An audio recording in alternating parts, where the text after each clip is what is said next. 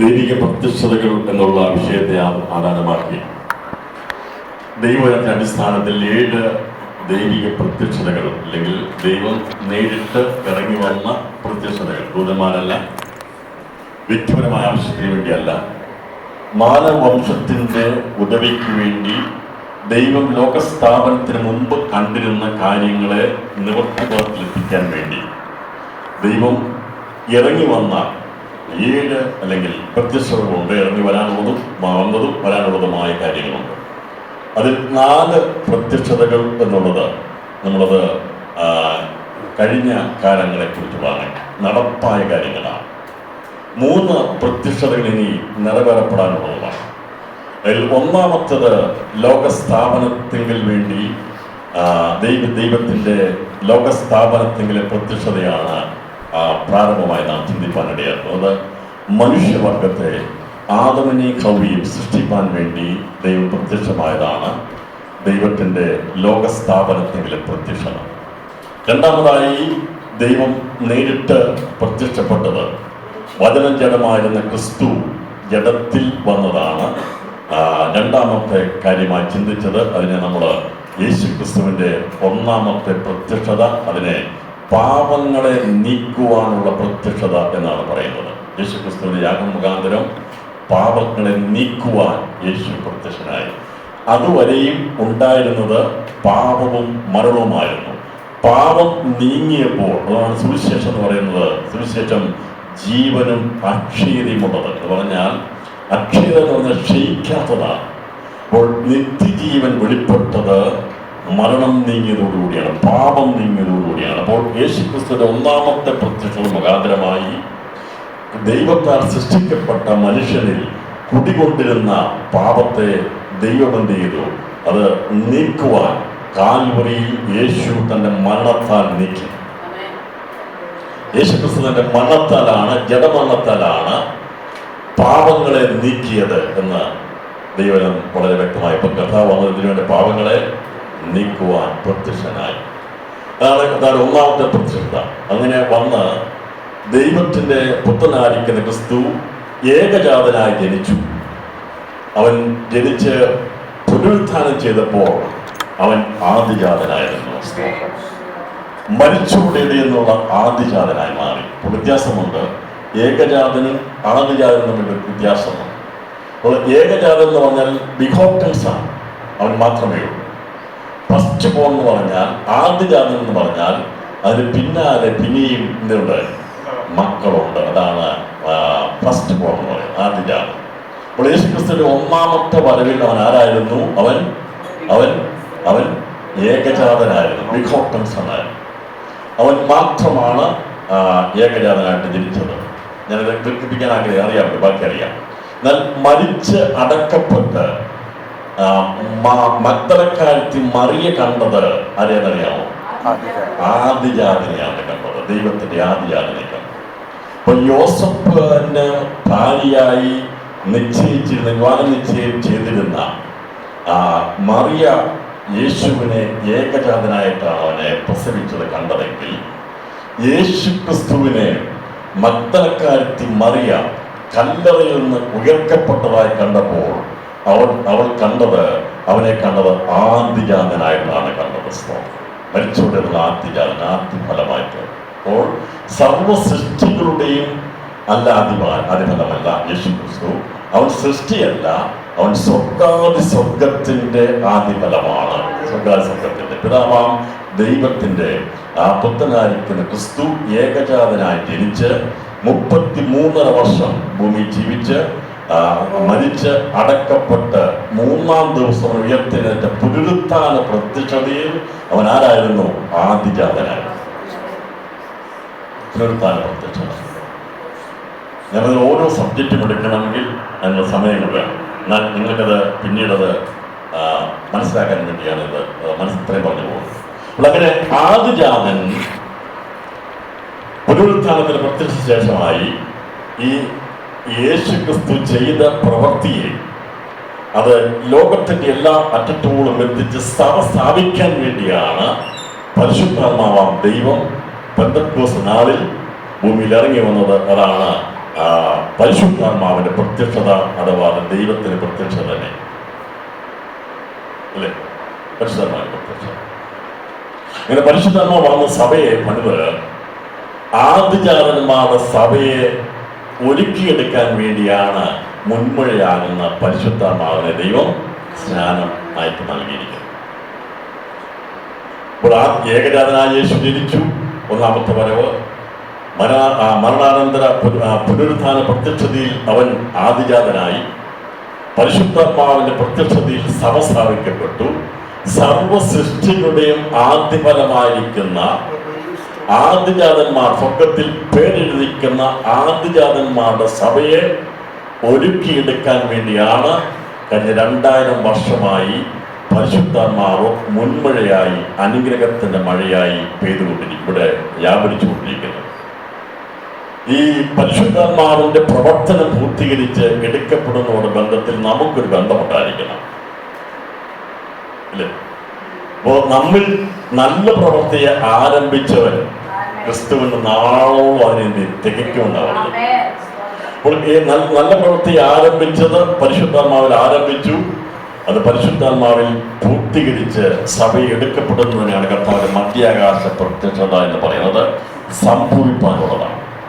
പിന്നെ സംഭവിപ്പാനുള്ള ദൈവിക പ്രത്യക്ഷതയിൽ ആത്മമളവായിരിക്കുന്ന ദൈവം സ്വർഗത്തിൽ പേരെഴുതിയിരിക്കുന്ന ആദ്യജാതന്മാരുടെ സഭയെ എന്ത് ചെയ്യും?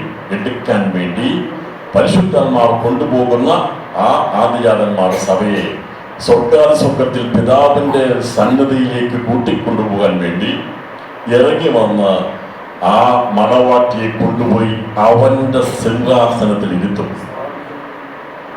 ഇവിടെ നമ്മൾ ഇരുന്നത് ഇവിടെ ഇരിക്കപ്പെടാനുള്ളവരാ, ദൈവത്തിന്റെ സിംഹാസനത്തിൽ ഇരിക്കാനുള്ളവരാ. ഈ ഒരു ജ്ഞാനം, ഒരറിവ് കിട്ടിയെങ്കിൽ മാത്രമേ ബാക്കിയുള്ളതെല്ലാം ചവറന്നെണ്ണാൻ കഴിയുള്ളൂ. ഇത് എത്രമാത്രം എത്തിയിട്ടില്ലയോ, ഒരു 30% വിശ്വാസിയായിരിക്കും, 30 പേരെയായിരിക്കും. അല്ലെ ഇത് ചിന്ത അകത്തേക്ക് കയറി കഴിഞ്ഞാൽ പിന്നെ ഈ അതിനു വേണ്ടി മാത്രമേ ഓട്ടം വരൂ. അല്ല, എനിക്കത് ലഭിച്ചാൽ നിങ്ങൾ അത് ലഭിക്കണമെന്ന് വിചാരിച്ചുകൊണ്ട് പൗലോസിന് വേണ്ടി ഓടുകയാണ് ചെയ്യുന്നത്. അങ്ങനെ പരിശുദ്ധാത്മാവിന്റെ പ്രത്യക്ഷതയിൽ ഭൂമിയിൽ ഇപ്പോഴുണ്ട്, മുൻമഴ ഭൂമിയിലുണ്ട്. മുൻമഴ ഉള്ളിടത്തോളം കാലം പിന്മഴ പെയ്യുകയില്ല. ആരെല്ലാം തലകുത്തിച്ചാടിയാലും, ഇവിടെ എന്തെല്ലാം ബലൂൺ പൊട്ടിച്ചാലും, ഏതെല്ലാം വിധത്തിൽ ലൈറ്റ് അടിപ്പിച്ച് കാണിച്ചാലും സ്വർഗമരങ്ങത്തില്ല. അതെല്ലാം പേക്കുത്തുകളായിരിക്കും. എന്നാൽ ഈ പരിശുദ്ധാത്മാവായിരിക്കുന്ന മുൻമഴ ഭൂമിയിൽ പെയ്തിരിക്കുന്നത് ദൈവത്തിന്റെ സഭയെ ഒരുക്കി, മണവാട്ടിയെ ഒരുക്കി കൊണ്ടുപോകാൻ വേണ്ടിയാണ് ദൈവാത്മാവ് നമ്മൾ വ്യാപരിക്കുന്നത്. നമ്മുടെ ഒരു ജോലിക്ക് വേണ്ടിയോ ഒരു രോഗസൗഖ്യത്തിന് വേണ്ടി അല്ല മനുഷ്യന്മാർ നമ്മൾ വ്യാപരിക്കുന്നത്. അത് ഈ ലോകത്തിന്റെ ആവശ്യകതയാണ്, നടക്കും. എന്നാൽ അതിലപ്പുറമായി നമ്മളെ രൂപഭംഗിപ്പെടുത്തിയെടുത്ത് മണവാട്ടിയാക്കിയെടുക്കാൻ വേണ്ടിയാണ് ഒരു ബ്യൂട്ടീഷ്യനായി ദൈവത്തിന്റെ പരിശുദ്ധാത്മാവ് നമ്മളെ എന്ത് ചെയ്യുന്നത്? നിരന്തരം പടർന്നുകൊണ്ടിരിക്കുന്നത്. അപ്പോൾ വിവാഹത്തിന് വേണ്ടി ഒരുങ്ങുന്ന ഒരു പെൺകുഞ്ഞിനെ എന്ത് ചെയ്യും? ഈ ലോകത്തിന്റെ ഗർഭം ഒരുക്കിയെടുക്കുന്നത് പോലെ നമ്മളെ ഓരോരുത്തരെയും ഒരുക്കിയെടുത്ത് കുറവുകൾ പരിഹരിച്ച് കുഞ്ഞാടിന്റെ മണവാട്ടിയാക്കി എടുക്കാൻ വേണ്ടിയാണ്, നമ്മെ അകത്തെ മനുഷ്യനെ സൗകര്യപൂർണ്ണമാക്കി എടുക്കാൻ വേണ്ടിയാണ് ദൈവത്തിന്റെ പരിശുദ്ധാത്മാവ് ഇവിടെ പ്രവർത്തിച്ചുകൊണ്ടിരിക്കുന്നത്. നമ്മളിലും അത് വ്യാപരിച്ചനായി കരമുയർത്തി സ്തോത്രം ചെയ്ത ദൈവത്തെ മനസ്സിലാക്കി. ഇത് പ്രാപിക്കുന്നതിന് വ്യവസ്ഥയുണ്ട്. മുൻമഴ എല്ലാവർക്കും ദൈവശതമാനം കൊടുക്കുന്നില്ല. ഹൃദയങ്ങളെ അറിയുന്ന ദൈവം വിശ്വസിച്ച് പിതാവിന്റെയും പുത്രന്റെയും പരിശുദ്ധാത്മാവിന്റെയും നാമത്തിൽ സ്നാനപ്പെട്ട് വിശുദ്ധ ജീവിതം ജീവിക്കുന്നവരിലാണ് അഭിഷേകത്തെ പറയുന്നത്. അതുകൊണ്ടാണ് പറഞ്ഞത്, നിങ്ങൾ കർത്താവ് യേശു വിശ്വസിച്ച് സ്നാനപ്പെട്ട എന്നാൽ പരിശുദ്ധാത്മാവെന്ന ദാനത്തെ ദൈവം നൽകുമ്പോൾ അടിസ്ഥാനം മാറാൻ പാടില്ല. രക്ഷ, ജലസ്നാനം, പരിശുദ്ധാത്മാഭിഷേകമാണ് അതിൻ്റെതായ യഥാർത്ഥമായ വഴി, കൂട്ടമാണ്. പിന്നെ ചില പ്രത്യേക സന്ദർഭങ്ങളിൽ ദൈവം സ്നാനത്തിന് മുമ്പ് അഭിഷേകം പകർന്നിട്ടുണ്ട്. എന്നാൽ അവർ നിശ്ചയമായിട്ടും ഉടൻ തന്നെ സ്നാനപ്പെട്ടിട്ടുമുണ്ട്. സ്നാനപ്പെടാൻ വേണ്ടിയാണ് അവർ. അതുകൊണ്ടാണ് ഈ കുഞ്ഞുങ്ങളുടെ മേൽ അഭിഷേകത്തിന് വേണ്ടി നമ്മൾ ആരും എന്ത് ചെയ്തത്, നമ്മൾ നിർബന്ധിക്കാൻ പാടില്ല. കാരണം സ്നാനപ്പെടുന്നതിന് മുമ്പ് അവരെ അഭിഷേകം നിറയ്ക്കേണ്ട ആവശ്യമില്ല. നിങ്ങൾ വിശുദ്ധരാണെങ്കിൽ, കർത്താവിൻ്റെ വരവിൽ എടുക്കപ്പെടുമെങ്കിൽ നിശ്ചയമായിട്ടും ആ കുഞ്ഞും കൂടി എടുക്കപ്പെട്ടിരിക്കും. ഞാൻ അവിടെ ചെന്നപ്പോൾ എന്നോടൊരു 8ാം ക്ലാസ് പഠിക്കുന്ന പറ്റും സ്നാനപ്പെടുത്താൻ വേണ്ടി 5 പഠിക്കുന്ന പറ്റും സ്നാനപ്പെടുത്താൻ വേണ്ടി കൊണ്ടുപോകും. അപ്പം ഞാൻ അത് 10 വയസ്സേ ഉള്ളൂ. ഞാൻ ആ കൊച്ചിനോട് കാര്യങ്ങളൊക്കെ ചോദിച്ചു. എന്നോട് പറഞ്ഞു, ഉത്തരവൊക്കെ പറഞ്ഞപ്പോൾ ഞാൻ ഒരു ചോദ്യം ചോദിച്ചപ്പോൾ, ഒരു കർത്താവ് വന്നാൽ അവനോട് ചേർക്കപ്പെടുമോ, നീ എന്തിനു വേണ്ടി സ്നാനപ്പെടുന്നത് നമുക്ക് അറിയില്ല. ഞാൻ പറഞ്ഞു, മോളെ സ്നാനപ്പെടാൻ സമയമായി. ഞാൻ ആ മാതാപിതാക്കളോട് പറഞ്ഞു, ഈ കുഞ്ഞിപ്പോൾ ബാല്യപ്രായത്തിലുള്ളതാണ്, അതിനെ നിങ്ങളിപ്പോൾ നിർബന്ധിച്ച് സ്നാനപ്പെടുത്തേണ്ട ആവശ്യമില്ല. നിങ്ങൾ ആരെങ്കിലും ഒരാൾ എടുക്കപ്പെട്ട ഈ കുഞ്ഞിനെ ഇടത്തില്ല, ആ കുഞ്ഞിനെ കൂടി നീ കൊണ്ടുപോകും. അതുകൊണ്ടാണ് നിങ്ങൾ മുഖാന്തരം ആ മക്കൾ വിശുദ്ധരെന്ന് പറയുക ഒറ്റക്കാര്യത്തിൽ മാത്രമേ ഉള്ളൂ. അതല്ലാതെ രക്ഷിക്കപ്പെടാത്ത ആരെങ്കിലും പ്രായമുള്ള പിള്ളേരൊന്നും മാതാപിതാക്കൾ രക്ഷിക്കപ്പെടുന്നതുകൊണ്ട് ഒരിക്കലും അവരെ ദൈവത്തില്ല കൊണ്ടുപോകത്തില്ല. എന്നാൽ മാതാവോ പിതാവോ രക്ഷിക്കപ്പെടുവനും കർത്താവ് വരെ എടുക്കപ്പെടുന്നതല്ല. അമ്മയുടെ ഉദരത്തിൽ ഒരു കുഞ്ഞ് ഉരുവായിട്ടുണ്ടെങ്കിൽ ആ കുഞ്ഞുകൂടി രൂപാന്തരപ്പെട്ട് മണവാട്ടിയായി മാറ്റപ്പെടും. ദൈവം നൽകണം. എന്നാൽ ഇത് സ്നാനപ്പെട്ട് കഴിഞ്ഞാൽ ഉത്തരവാദിത്തത്തിനായി അതിനുള്ളൊരു സമയമുണ്ട്. അതുകൊണ്ടാണ് യോഹന്നാൻ പറയുന്നത്, നിങ്ങളുടെ പുത്രന്മാരും പ്രവചിക്കും, നിങ്ങളുടെ യൗവനക്കാർ ദർശനങ്ങളെ കാണും, നിങ്ങളുടെ പുത്രന്മാർ സ്വപ്നങ്ങളെ കാണും. 3 നിലവാരത്തിലുള്ള പ്രായം പറഞ്ഞിരിക്കുന്നത്.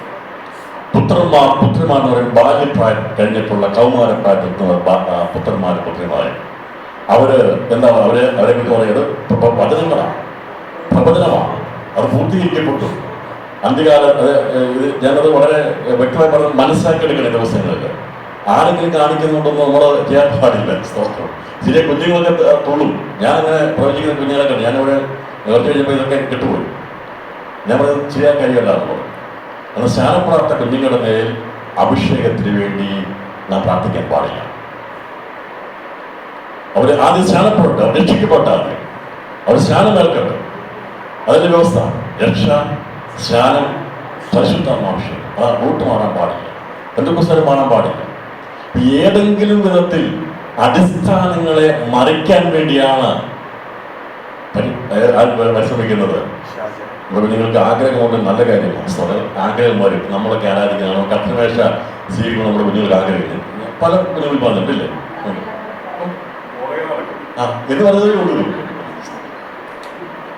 കർത്തവേഷം കൊടുക്കുമ്പോൾ കുഞ്ഞുങ്ങൾക്ക് ഒന്ന് കൊടുക്കൂ. അങ്ങനെയാണ് പിന്നെ പരിശോധന കൊടുക്കുന്നത്. കർത്തവേഷം കൊടുക്കുക, പിന്നെ കർത്താവ് തൃത്വത്തിന്റെ ആത്മാവായിരിക്കുന്ന പരിശോധന കൊടുക്കത്തില്ല. ഇതൊരു നിയോഗമാണ്. അഭിഷേകം ഒരു നിയോഗമാണ്, ഒരു കമ്മീഷനിങ് ആണ്. അത് വെറുതെ കൊടുക്കുന്നതല്ല. അപ്പൊ കർത്തൃവേഷം കൊടുക്കത്തില്ലെങ്കിൽ നിർബന്ധിച്ചാൽ കൊടുക്കത്തില്ലെങ്കിൽ പിന്നെ അഭിഷേകം കഥ കൊടുക്കും. ഈ പരിജ്ഞാനത്തിന്റെ ടീച്ചിങ്ങിന് ആൾക്കാർക്ക് ഇഷ്ടമല്ല. ഇളക്കപ്പെരുമക്കൾക്ക് ഒരുപാട് ആൾക്കാർ ഉണ്ട്. ഞാൻ അവിടെ തന്നെ പറഞ്ഞു, കഴിഞ്ഞ ദിവസം പാസ്റ്റർ പോയിട്ട് വന്നപ്പോൾ എല്ലാവരെയും തള്ളിയിട്ടിട്ടാണ് പോയിട്ട് പറഞ്ഞു. അതുകൊണ്ട് പാസ്റ്റർ പ്രസംഗിക്കുമ്പോൾ അതിനേക്കാൾ കൂടുതൽ പേര് വീഴിക്കണമെന്ന് പറഞ്ഞു. ഞാൻ പറഞ്ഞു, തള്ളിയിടാനും വന്നതല്ല, ഒരു കാര്യത്തിന് വേണ്ടി വന്നതല്ല, എന്നെ തന്നിരിക്കുന്ന ഞാൻ ചെയ്തിട്ട് പോകുന്നു. ഈ തള്ളിയിട്ടുകൊണ്ട് എന്താ പ്രയോജനമുണ്ടാ? അതുപോലെ എഴുതിട്ട് വരും, ഒരു പ്രയോജനമില്ല. തല്ല് പോകാതിരുന്ന ഊരി വീഴ്ത്തിയിട്ടും തള്ളി വീഴ്ത്തിയിട്ട് എന്താ പ്രയോജനം? പ്രയോജനമില്ല. നിന്റെ സ്വഭാവമാണ് എന്ത് ചെയ്യേണ്ടത്? പറയുന്നത് ക്രിസ്തുവിന്റെ ദിവ്യ സ്വഭാവത്തിന് നമ്മെ കൂട്ടവകാശിയാണ്. യേശു ക്രിസ്തുവിന്റെ പരിശുദ്ധാത്മാവിന്റെ കമ്മീഷൻ തരുന്നത് നമ്മെ അവനെ പോലെ സദൃശരാക്കി അവന്റെ സ്വഭാവത്തോടായി തീരാനാ. ഞാനൊന്നും വായിട്ടേയില്ല. എനിക്ക് ക്രിസ്തുവിന്റെ ആ ഒരു അംശത്തിൽ ഒരു സ്കെയിൽ വെച്ച് നമ്മളെ തന്നെ അളക്കരുത് കേട്ടോ. വാസ്തവം നമ്മൾ നമ്മളെ തന്നെ അളക്കരുത്, നമ്മൾ നമ്മളെ തന്നെ ഉപയോഗിക്കുകയും ചെയ്യരുത്. നമ്മൾ അളക്കേണ്ട ഒരു സ്കെയിലുണ്ട്. അത് ഭൂമിയിൽ നിന്ന് സ്വന്തം യേശുവിനെ ആയിട്ട് അളക്കേണ്ടത്. അതാണ് നമ്മുടെ അളവ് പോലെ. ക്രിസ്തുവിന്റെ അടുത്ത് നിന്ന് നമ്മൾ എവിടെയെങ്കിലും ഉണ്ടോ? അതാണ് നമ്മുടെ അളവ് പോലെ. പിന്നെ നിങ്ങൾ എന്നെ മറ്റുള്ളവരായിട്ട് അളന്നു കഴിഞ്ഞാൽ ഞാൻ വരുന്നതായിരിക്കും. പക്ഷേ അളക്കേണ്ട മെഷർമെന്റ് ക്രിസ്തുവിനോടാണ്. തമ്മിൽ നമ്മൾ എന്ത് ചെയ്തത്? നമ്മൾ മറ്റാരോട് ഉപമിക്കാൻ പാടില്ല, അളക്കാനും പാടില്ല. അളക്കാനുണ്ടെങ്കിൽ സ്നേഹം അളക്കണമെങ്കിൽ ക്രിസ്തുവിന്റെ സ്നേഹത്തോടാണ് നോക്കണം. ക്രിസ്തുവിന്റെ സ്നേഹം നമ്മളിലുണ്ടോ? ഇല്ല. അത് നമ്മൾ സ്നേഹിക്കാൻ കഴിഞ്ഞിട്ടോ? സ്നേഹിക്കാൻ കഴിഞ്ഞിട്ടില്ല. അപ്പോ ആ ഒരു നിലവാരത്തിൽ നമ്മൾ മുൻപഴയെ കുറിച്ച് ഞാൻ അത് എഴുതി പുസ്തകത്തിനകത്ത് എല്ലാം എഴുതിക്കൊള്ളുള്ളൂ. സവിസ്തരം വായിക്കുന്നത് സംശയമുണ്ട് ചോദിക്കാം. നിങ്ങൾക്ക് സംശയം ഉണ്ടാകാത്ത വിധം ഇതിന്റെ 3-4 കുഴപ്പമില്ല. അഗ്നിസ്നാനം എന്നുള്ള വിഷയം ഇച്ചിരി കട്ടിയ, എങ്കിലും അത് വായിച്ചാൽ മനസ്സിലാക്കിയെടുക്കാൻ സാധിക്കും. ഇത്ര ബുദ്ധിമുട്ടുണ്ട്, പക്ഷേ അത് മനസ്സിലാക്കാൻ സാധിക്കും. ബാക്കിയുള്ള സബ്ജക്റ്റൊക്കെ വളരെ ഈസി ആയിരിക്കും. എന്നാൽ ഈ അഗ്നിസ്നാനം എന്നുള്ള ഇച്ചിരി ബുദ്ധിമുട്ടായിരിക്കും. അത് മനസ്സിലാക്കി എടുക്കേണ്ടത് അത്യാവശ്യമായിട്ട് എഴുതിയിരിക്കുന്നതാണ്. അപ്പോ മുൻപഴി ഇവിടെ ഉണ്ട്. അതോടുകൂടി ആരും തന്നെ ദൈവത്തെ ഓർത്ത് പിൻമഴയ്ക്ക് വേണ്ടി പ്രാർത്ഥിക്കരുത്. അത് സെക്രിയാണ് പറയുന്നത്. പിന്മഴയ്ക്ക് വേണ്ടി യഹൂദൻ പ്രാർത്ഥിക്കാൻ വേണ്ടിയാണ്. അവൻ പിന്മഴ പോലെ വരുമെന്നാണ് പറഞ്ഞിരിക്കുന്നത്. അപ്പോൾ ദൈവിക പ്രത്യക്ഷതകളുടെ ബന്ധത്തിൽ മധ്യാകാശ പ്രത്യക്ഷത, അതിനുശേഷമായി കർത്താവിന്റെ മഹത്വ പ്രത്യക്ഷത, ദൈവരാജ്യം സ്ഥാപിക്കാൻ വേണ്ടി വരുന്നതാണ് രണ്ടാമത്തെ വരവ്. ഒന്നാമത്തെ വരവ് പാപങ്ങളെ നീക്കി ദൈവരാജ്യത്തെ പണിയാൻ വേണ്ടി വന്നു. അതോടൊപ്പം തന്നെ പരിശുദ്ധാത്മാവിനെ അയച്ച് സഭയെ പണിതെടുത്തു. അതാണ് അവന്റെ രാജ്യത്തിന്റെ പ്രത്യക്ഷതയെ ദൈവരാജ്യം എന്ന് പറയുന്നത്. അപ്പോൾ ദൈവത്തിന്റെ പ്രത്യക്ഷത എന്ന് പറയുമ്പോൾ കർത്താവിന്റെ പ്രത്യക്ഷത, സഭയെ ചേർക്കാനുള്ള പ്രത്യക്ഷത മധ്യാകാശ പ്രത്യക്ഷത. എന്നാൽ ദൈവരാജ്യം അക്ഷരികമായി സ്ഥാപിക്കാൻ വേണ്ടിയാണ് കർത്താവ് രണ്ടാമത് വരുന്നത്. വ്യത്യാസം മനസ്സിലായോ? ഉടനെ എഴുതുന്നത്. പക്ഷേ ഇതെല്ലാം തമ്മിൽ ഒരുപാട് വ്യത്യാസമുണ്ട്. ദൈവത്തിനകത്ത് ഒരു വാക്യത്തിനകത്ത് തന്നെ ആയിരക്കണക്കിന് വർഷങ്ങളുടെ വ്യത്യാസങ്ങളാണ് രേഖപ്പെടുത്തുന്നത്. അപ്പോൾ ഒന്നാമത്തെ വരവ് പാപങ്ങളെ നീക്കാൻ വന്നു. പുനരുത്ഥാന പ്രത്യക്ഷതയിൽ അവൻ ആദിജാതന്മാർ എത്രയെല്ലാം ദൈവത്തിന്റെ ജ്ഞാനമാണെന്നറിയാമോ? നമ്മെ ഒന്ന് ഒരുക്കിയെടുത്ത് അവന്റെ സിംഹാസനത്തിൽ ഇരുത്താൻ വേണ്ടി നമ്മുടെ കർത്താവ് ദൈവം ചെയ്തിരിക്കുന്ന വലിയ കാര്യം ഓർത്ത് ആ ദൈവത്തിൽ നന്ദിയുടെ ഹൃദയത്തോട് സ്തോത്രം ചെയ്ത് നമ്മൾ ആഴമായി ദൈവത്തിൽ നമ്മളൊക്കെ ഒരാളെ സഹായിച്ചാൽ നമ്മുടെ 100 പ്രാവശ്യം നന്ദി പറഞ്ഞു. പറഞ്ഞില്ലെങ്കിൽ അവർക്ക് എന്ത് ചെയ്യും? തീർന്നു. പിന്നെ എന്ത് ചെയ്യും? പിന്നെ വലിയ വിഷയമാണ്. ഒരു താങ്ക്സ് എങ്കിൽ പറഞ്ഞില്ലേ ഇതായിരിക്കും. ദൈവം ചെയ്തിരിക്കുന്ന, നമ്മളിൽ ചെയ്തുകൊണ്ടിരിക്കുന്ന പ്രവൃത്തി ഹൃദയദൃഷ്ടി തുറന്നിട്ടൊന്ന് കണ്ടിട്ട്, എന്റെ ദൈവമേ, എന്നെ അവിടെ ഇരുത്താൻ വേണ്ടി നീ ഇത്രയും കഷ്ടം സഹിച്ചല്ലോ എന്ന് ഓർത്തിട്ട് ഹൃദയം തുറന്നൊരു സന്തോഷത്തോടെ ദൈവത്തിന് സ്തോത്രം കൊടുക്കുക. എന്റെ പരിശുദ്ധാത്മാവ് നമ്മെ ആർജിച്ചിരിക്കുകയാണ്.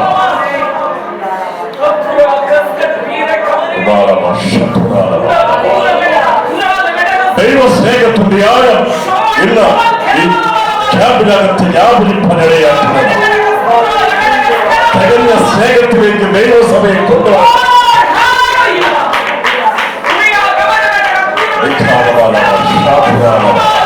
ഹൃദയദൃഷ്ടികൾ പ്രകാശിക്കണം.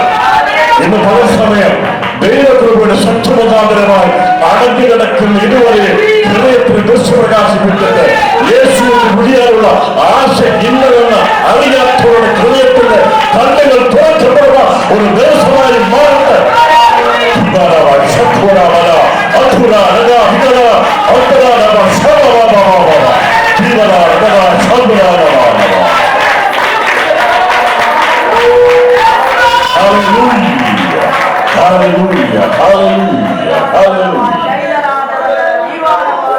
ആദത്തിന്റെ ഹൗവിന്റെ കണ്ണ് അടഞ്ഞുപോയപ്പോൾ, ആത്മീയ കണ്ണ് അടഞ്ഞുപോയപ്പോൾ, അവർ ഭൂമിയെ കണ്ടപ്പോൾ, ഭൗതികത്തെ കണ്ടപ്പോൾ, ഓ നമ്മുടെ കർത്താവ് ഒടുക്കത്തെ ആദാമായവൻ വന്ന് നമ്മുടെ ഹൃദയം വെച്ച് പ്രകാശിപ്പിച്ചപ്പോൾ നമ്മുടെ അകത്തെ കണ്ണു തുറന്നതുകൊണ്ട് സ്വർഗീയ ദർശനം കാണുവാൻ, സ്വർഗീയ സിംഹാസനത്തിന്റെ ദർശനം കാണുവാനുള്ള കാഴ്ചപ്പാടാണ് ദൈവമക്കളെ കണ്ണുകൾ തുറന്നപ്പോൾ കാണുവാൻ കഴിയുന്നത്.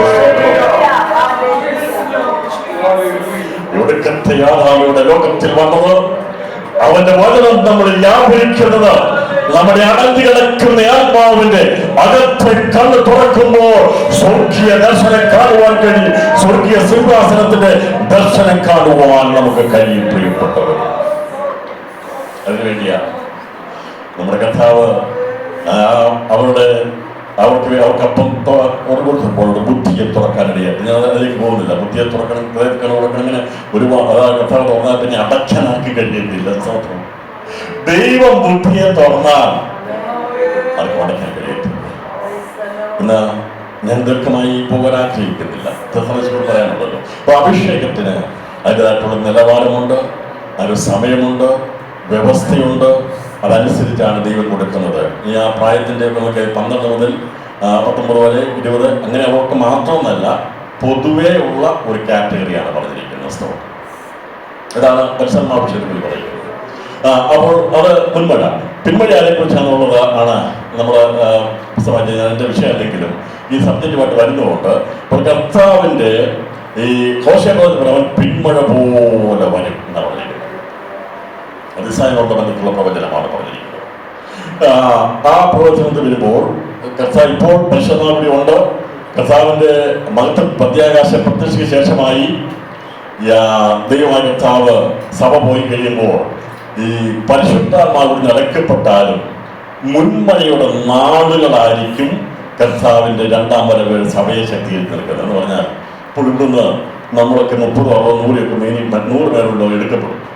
എന്നിൽ 60% ഉണ്ടെങ്കിൽ, 60 ആ പരിശുദ്ധാത്മാവിന്റെ ആ സ്പർശനം ഉണ്ടെങ്കിൽ അതിൽ നിന്ന് പോകത്തില്ല, നഷ്ടപ്പെട്ടു പോകത്തില്ല. അത് കണ്ടിന്യൂ ചെയ്യാൻ ഇടയാക്കും. അതാണ് മുൻമഴ നാളുകൾ എന്ന് പറയുന്നത്. അപ്പോൾ ദൈവസഭയുടെ ശേഷിപ്പിനെ ശക്തീകരിക്കാൻ വേണ്ടി ഇവിടുന്ന് എടുക്കപ്പെട്ടാൽ എല്ലാവരും തികവുടൻ എടുക്കപ്പെടുന്നത്. ഞാനൊരു കാര്യം ചോദിക്കട്ടെ, ഒരു IAS കിട്ടണമെന്നുണ്ടെങ്കിൽ 10-500 പേർക്ക് വേണ്ടിയിട്ട് എത്ര അപേക്ഷയുണ്ട്? അതിനകത്ത് എല്ലാവരും വരുമ്പോൾ 500 പേര് എടുക്കും.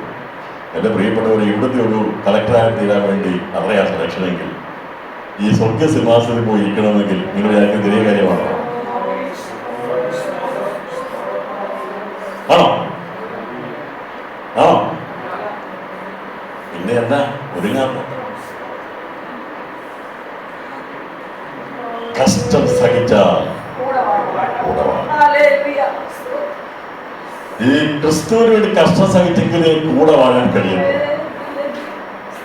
ഈ കഷ്ടം സഹിക്കാൻ വേണ്ടിയുള്ള വരം നൽകിയാണ് കർത്താവിന്റെ പരിശ്രമം നമ്മളെ എന്ത് ചെയ്യുന്നത്, തികവിലേക്ക് എത്തിക്കുന്നത്. ഇവിടെ നിരവധി കഷ്ടങ്ങളിലൂടെ നാം കടന്നു പോയപ്പോൾ നമ്മെ തികവിലേക്ക് നയിച്ച പരിശുദ്ധാത്മാവിനെ സ്തോത്രം ചെയ്യും. ഇന്ന് ഈ സമയത്ത് പരിശുദ്ധാത്മാവിന്റെ സാന്നിധ്യമുണ്ട്. ദൈവത്തിന്റെ പരിശുദ്ധാത്മാവിന്റെ സാന്ത്വനം, അവന്റെ സാന്നിധ്യം, വലിയ തണുപ്പ് അനുഭവിക്കുന്നതിനായി ഞാൻ ദൈവത്തിന് സ്തോത്രം ചെയ്യും. ഇസ്രായേലിനെ സംബന്ധിച്ച് നോക്കുമ്പോൾ ഈ പഴയ നിയമത്തിൽ തികവുള്ളതായിരുന്നില്ല ശുശ്രൂഷകളും. എന്നാൽ ദൈവമക്കളിൽ പറഞ്ഞിരിക്കുന്നത് പുത്രത്വത്തിന്റെ ആത്മാവിനെ തന്നിരിക്കുന്നത് എന്ന് പറഞ്ഞാൽ തികവുള്ള ആത്മാവ്. അപ്പം ദേവാലയത്തിൽ സമാഗമന കൂടാരത്തിൽ വെച്ചിരുന്ന മോശ വെച്ചിരുന്ന ഉണ്ടാക്കിയിരുന്ന ആ കവല വിളക്കാണ് ശലോമോൻ തുടങ്ങേണ്ടി വരുന്നത്. വേറെ വിളക്കുണ്ടാക്കിയില്ല, വേറെ നെയ്മുട്ട ഉണ്ടാക്കിയില്ല. തിരശ്ശീല മാറ്റിയതേ ഉള്ളൂ. തിരശ്ശീല മാറ്റിയത് ദേവദാരു കൊണ്ടൊക്കെ പണിതേ ഉള്ളൂ. പക്ഷേ മോശയ്ക്ക് പ്രമാണത്തിലുണ്ടാക്കിയ പെട്ടകം പുതുക്കപ്പെടുന്നില്ല, വേറെ പണിതില്ല, വേറെ വിളക്കുണ്ടാക്കിയില്ല. സമാഗമനം കൂടാരത്തിൽ ഉപയോഗിച്ചിരുന്ന ഒരു ഉപകരണം പോലും ഉണ്ടാക്കിയില്ല. അതിലവിടെ കൊണ്ട് പ്രതിഷ്ഠിക്കുക ചെയ്തു. ഈ വിളക്ക് നോക്കുമ്പോൾ ഇത് കവല വിളക്കാണ്, ചുറ്റുവിളക്കല്ല. അത് നടുക്ക് നിൽക്കുന്ന ഒരു ലൈറ്റുണ്ട്.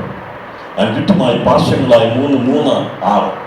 പഴയ നിയമത്തിൽ യെശയ്യാപ്രവചനത്തിൽ വായിച്ചു നമ്മൾ കണ്ടത് 6 വിധത്തിലുള്ള ആത്മാവാണ്. ജ്ഞാനത്തിന്റെ, വിവേകത്തിന്റെ, ആലോചനയുടെ, ബലത്തിന്റെ, പരിജ്ഞാനത്തിന്റെ, യഹോഭക്തി അഥവാ അനുസരണത്തിന്റെ ആത്മാവായിരുന്നു ജീവിതത്തിലുണ്ടായിരുന്നു.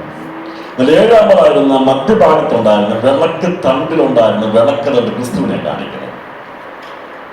പഴയ നിയമത്തിൽ ക്രിസ്തു വെളിപ്പെട്ടിരുന്നില്ല, നിത്യജീവൻ വെളിപ്പെട്ടിരുന്നില്ല. അതുകൊണ്ടാണ് ഇവിടെ തെറ്റ് പറ്റാത്തത്. ഞാൻ പലപ്പോഴും പല ആവർത്തിച്ചിട്ടുണ്ട്, കർത്താവ് 7 ദീപങ്ങളുണ്ട്, പക്ഷെ 6 ആത്മാവിന്റെ കാര്യം മാത്രമേ യശയ്യാവിൽ എഴുതിയിട്ടുള്ളൂ. 7ാമത്തത് എന്താണെന്ന് ഞാൻ പലപ്പോഴും ദൈവത്തോട് ചോദിച്ചിട്ടുണ്ട് പുസ്തകത്തിൽ. പിന്നെയാണ് ഈ വിളക്ക് തണ്ടിനെ കുറിച്ചുള്ള വിഷയം സെക്യുലറുമായിട്ട് ബന്ധപ്പെട്ട് പഠിച്ചു കഴിഞ്ഞാൽ മനസ്സിലായി ക്രിസ്തുവിനെയാണ് വെളിപ്പെടുത്തുന്നത്. അപ്പോൾ ഈ നടുക്ക് നിൽക്കുന്ന കവരവിളക്കിന്റെ ഏറ്റവും മധ്യഭാഗത്ത് നിൽക്കുന്ന ദീപമുണ്ട്. അതിന്റെ പാർശ്വങ്ങളിൽ 3 വിളക്കുകളാണ്, ദീപങ്ങളാണ് നിൽക്കുന്നത്. അങ്ങനെ 7 ആത്മാക്കളാണ് ദൈവത്തിന് മുമ്പിൽ ശോഭിതമായി നിൽക്കുന്നത്. അതിൽ 6 മാത്രമാണ് പഴയ നിയമത്തിൽ വെളിപ്പെട്ടത്. അവർക്ക് ജ്ഞാനമുണ്ടായിരുന്നു, വിവേകമുണ്ടായിരുന്നു, അവർക്ക് ബലമുണ്ടായിരുന്നു, പരിജ്ഞാനമുണ്ടായിരുന്നു, അനുസരണമുണ്ടായിരുന്നു, പക്ഷേ നിത്യജീവനില്ലായിരുന്നു. അപ്രകാരം നിത്യജീവനില്ലായിരുന്നു പറഞ്ഞാൽ ക്രിസ്തു മുഖാന്തരമല്ലാതെ നിത്യജീവൻ ആർക്കുമില്ല. പുതിയ നിയമത്തിൽ വെളിപ്പെട്ടപ്പോഴാണ് 7ാമത്തെ ആത്മാവായി വെളിപ്പെട്ടത് യേശു ക്രിസ്തുവിനെ കുറിച്ചുള്ള പരിജ്ഞാനത്തിന്റെ അപാരത്തിലേക്ക് പറഞ്ഞു. 7 ആത്മാവെന്ന് പറയുമ്പോൾ ഞാൻ വേഗത്തിൽ പറയാം.